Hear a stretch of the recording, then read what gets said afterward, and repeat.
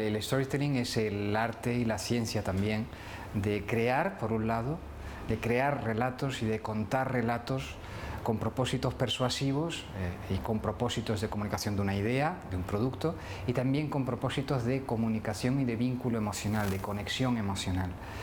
Los relatos se están revelando como herramientas muy eficaces para conectar entre personas en las distintas redes sociales y para superar la brutal fragmentación de medios que tenemos que sufrir todos los que nos dedicamos a trabajar en comunicación. Un relato es algo que es mnemotécnico, que ayuda a que todo el mundo lo recuerde. Un relato es algo lúdico, que hace que en un montón de bombardeo de información de manera cotidiana sobresalga y sea apetecible de prestarle atención.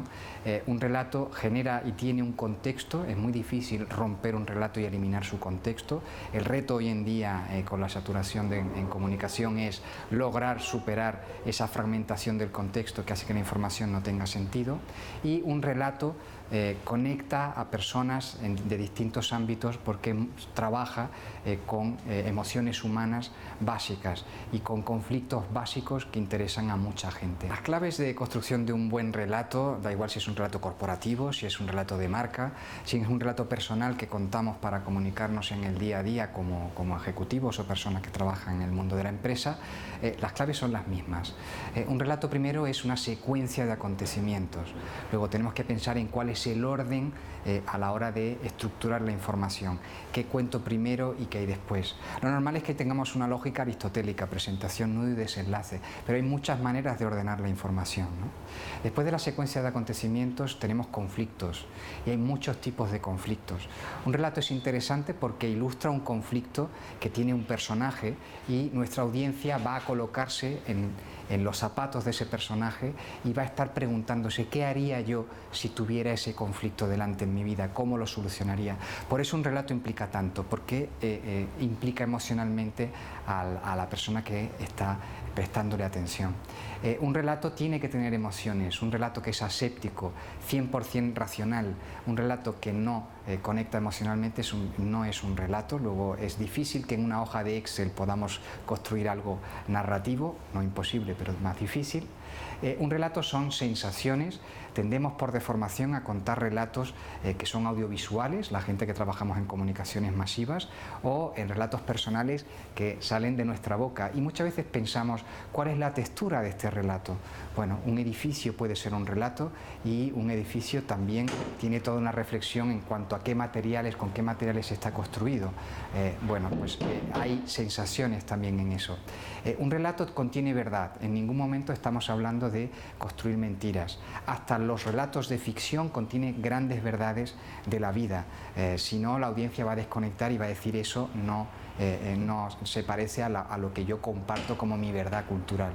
Y ya por último, un relato siempre aporta sentido en nuestras vidas, y nos ayudan y nos enseñan a vivir, a relacionarnos con los demás y a solucionar nuestros propios conflictos. Eso es por lo que vemos novelas, muchas veces prestamos atención a publicidad o podemos leer incluso un relato corporativo en un website cuando estamos buscando información, porque va a ofrecerme información sobre mi propia vida, porque me va a ayudar a mí en una situación que yo me puedo encontrar en la vida real. Yo digo un poco de broma y exagerando que hemos estado trabajando en la industria del consenso hasta hace muy poco, en el mundo de las comunicaciones masivas, y pasamos a la industria del conflicto, ¿no? En la industria del consenso lo que intentamos era mediante insights aunar las máximas audiencias posibles en torno a una única verdad, ¿no? Era por definición pues la industria del espectáculo, del entretenimiento pasivo, sin ninguna posibilidad de participación. Pues sí, podíamos generar grandes audiencias. Sin embargo, con este ciudadano que tenemos hoy, 100% activo, que gracias a las nuevas tecnologías decide qué quiere ver, a qué quiere prestarle atención, tenemos que generar relatos que tengan conflicto. Sin conflicto no hay relato. Y por conflicto no estamos hablando de generar polémicas, estamos hablando de generar y construir casuísticas, problemáticas de la vida cotidiana que estén recogidas en un relato.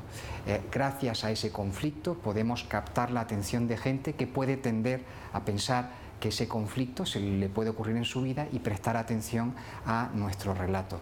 Por tanto, pasamos a trabajar en cuál es el conflicto al que tengo que sumar mi corporación o mi marca, o cuál es el conflicto que tengo que generar desde cero para luego poder relacionarme con los distintos stakeholders de mi empresa o de mi marca. Las organizaciones poco a poco van generando contenidos vinculados a su marca, se van sumando a contenidos, porque cada vez es más difícil que el ciudadano de a pie se interese directamente por el día a día de una empresa.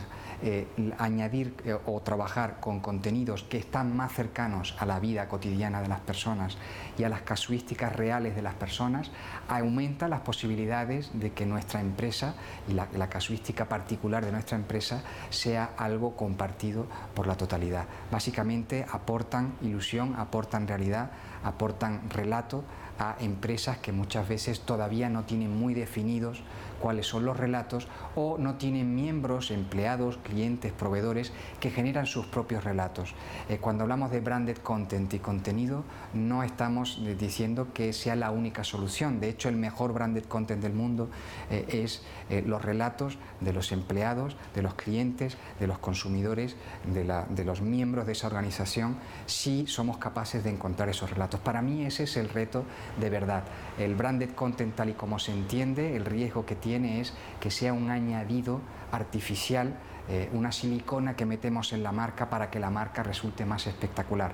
El riesgo está en que sea algo ajeno a la esencia de la marca y a la esencia del relato de marca. El verdadero trabajo es compartir un relato de marca, tenerlo claro, compartirlo en la organización y hacer que las distintas personas y los distintos perfiles compartan sus propias experiencias de cómo entienden ellos qué es esa marca.